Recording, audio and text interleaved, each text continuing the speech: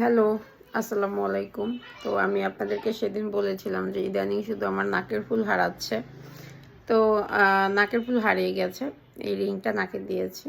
এটাকে নুলক বলে, নথ, যেটা আমি আগে অনেক পরতাম, বাট এখন আর এটা পরলে ভালো লাগে না। যেহেতু নাকের ফুলটা হারিয়ে গেছে তাই আপাতত এটা দিয়েছি। সো এখন আবার মার্কেটে যাচ্ছি নতুন একটা নাকের ফুল নেওয়ার জন্য। তো আগের নাকের ফুলটা কিন্তু ডায়মন্ডের ছিল, কিন্তু হারিয়ে গেল। এই রিংয়ে এভাবে লেগে কোথায় যে পড়লো খুঁজে পাচ্ছি না। আমার বাসায় রিংটাও পড়ছে, খুঁজে পাইনি, নাক ফুলটা পড়ছে, সেটাও খুঁজে পাচ্ছি না। তো এখন মার্কেটে যাচ্ছি কেনার জন্য। সো চলুন একটু মার্কেট থেকে ঘুরে আসি। তো চলে আসলাম মার্কেটে, অনেকদিন পর ব্লগে ভয়েস দিচ্ছি।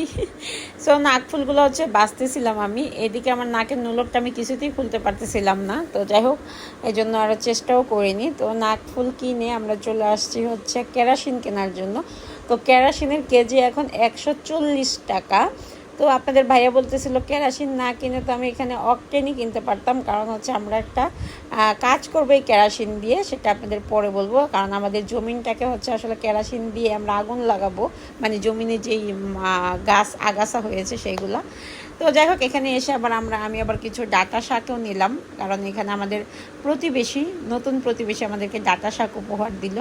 তো আলহামদুলিল্লাহ সব মিলিয়ে ভালোই গেল। তো দোয়া করবেন সবাই, বাড়ির কাজ খুব শীঘ্রই দৌড়বো।